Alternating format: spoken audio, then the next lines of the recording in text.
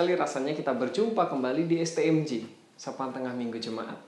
Hari ini kita akan kembali berhenti sejenak merenungkan firman Tuhan dengan tema Firman-Mu mengubahkanku. Mari sebelum kita memulai, kita bersatu dalam doa. Mari berdoa. Tuhan Allah yang Maha Kasih, kami bersyukur atas penyertaan yang Tuhan berikan bagi kami. Atas firman yang telah kami terima di hari Minggu ketika kami bersama-sama berbakti. Hari ini kami ingin kembali berhenti sejenak, merenungkan, mendengarkan firman-Mu yang akan menjadi tuntunan hidup kami. Kiranya Tuhan saja yang membimbing pemberitaan firman pada saat ini, agar kami boleh memahami dan juga melakukannya di dalam hari lepas hari. Ini kami Tuhan, kami serahkan di dalam tangan penyertaan Anak-Mu yang kudus, Tuhan kami, Yesus Kristus. Amin.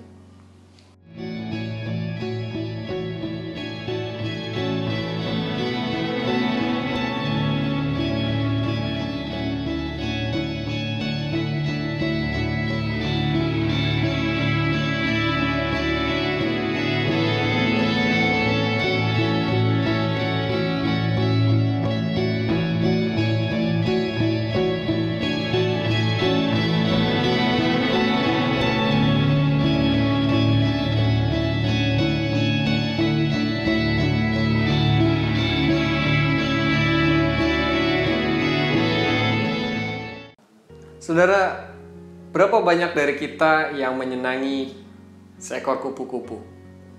Melihat indahnya ketika seekor kupu-kupu terbang dengan sayapnya yang berwarna-warni, coraknya juga bermacam-macam.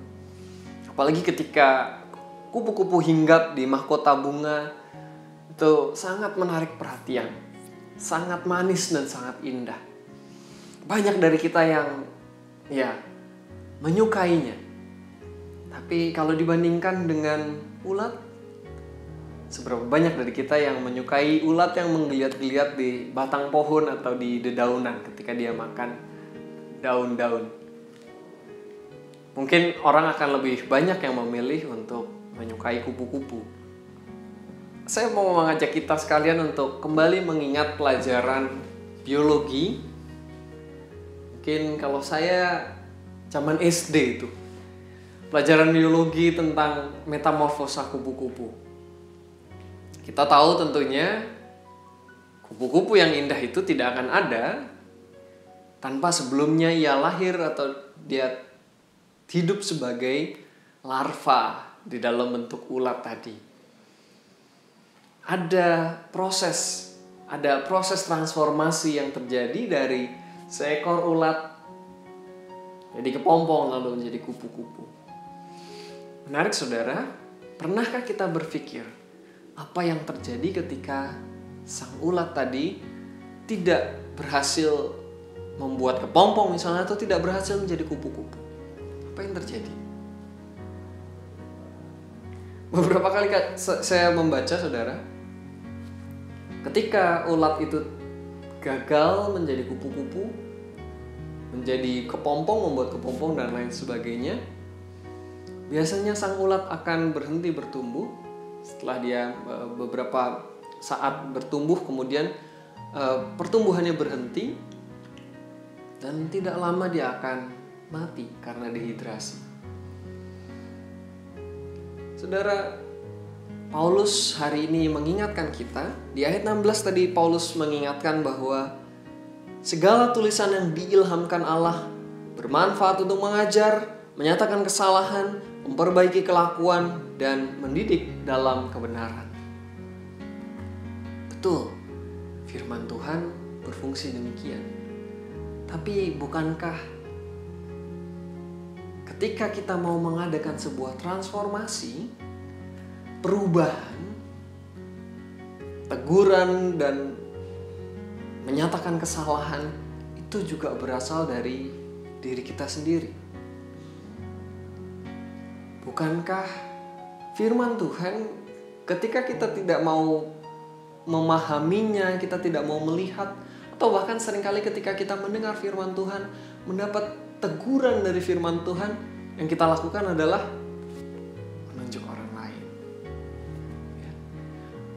firman ini, wah ini cocok sekali untuk dia dan bukan untuk saya. Saudara sekalian, Paulus mengingatkan kita bahwa tulisan yang diilhamkan Tuhan atau firman Tuhan itu bermanfaat untuk mengajar, menyatakan kesalahan, mendidik, memperbaiki kelakuan. Kalau kita mau dibentuk oleh firman Tuhan, kalau kita mau, ulat mungkin mau bertransformasi, mau berubah jadi kupu-kupu, mau membuat kepompong dan lain sebagainya. Tapi apa yang terjadi ketika firman ini hanya kita baca dan kita tidak mau resapi bersama-sama? Apa yang terjadi pada kita? Kita akan hanya seperti ulat yang tidak mau berubah. Tidak lama kita akan mati. Mungkin tidak mati secara jasmani, tapi secara rohani. Kita akan kehilangan relasi kita dengan Tuhan. Kita akan kehilangan makna dari nilai-nilai yang ada di dalam firman Tuhan itu sendiri.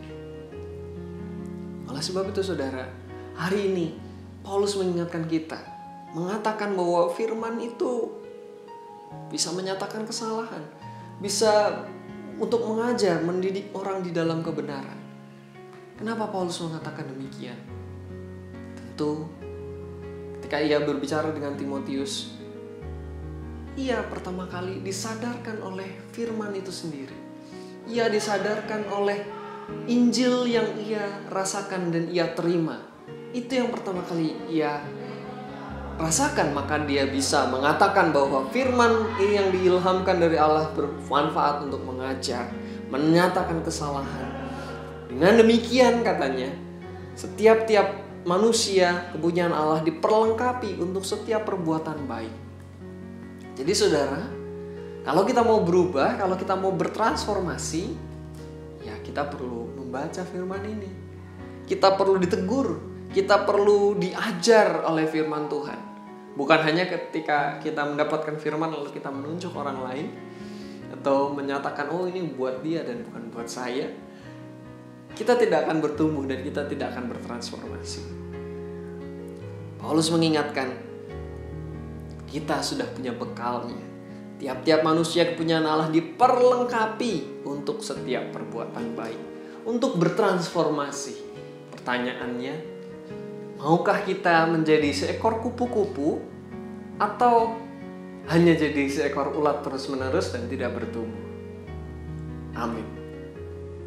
Mari kita bersatu di dalam doa. Tuhan yang Maha Baik, kami sungguh bersyukur karena kami punya firman-Mu. Kami punya bekal agar kami boleh bertransformasi, semakin dekat kepadamu, semakin menjadi alat-Mu untuk membawa kedamaian di tengah-tengah dunia. Kiranya Tuhan Tuhan ajarkan terus-menerus, Tuhan ingatkan terus-menerus, Tuhan bangun komitmen kami untuk mencintai firman-Mu. Karena kami tahu firman tidak akan berbunyi ketika kami tidak mau membuka hati kami. Tidak akan bisa menegur kami, mengajar kami ketika kami tidak mau diubahkan. Tuhan, kami ingin menjadi kupu-kupu yang indah, yang bertransformasi bersama dengan Engkau.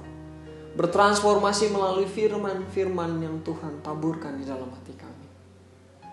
Kiranya Tuhan saja yang membimbing dan menolong kami. Kami serahkan kehidupan kami, perjalanan kami berdasarkan firman-Mu. Kami serahkan semuanya di dalam tangan penyataan Tuhan kami yang begitu mengasihi kami, yang meneladankan kehidupan seturut sesuai firman Tuhan. Tuhan kami, Yesus Kristus. Amin. Saudara, sampai sini dulu perjumpaan kita di STMJ. Nantikan STMJ berikutnya di 2 minggu yang akan datang. Jangan lupa subscribe link GKI Bogor Baru di YouTube channel GKI Bogor Baru. Dan nantikan pemberitaan selanjutnya tentang ibadah, renungan, dan lain sebagainya. Selamat menjalani minggu Anda sekalian. Tuhan memberkati dan melengkapi kita. Sampai jumpa.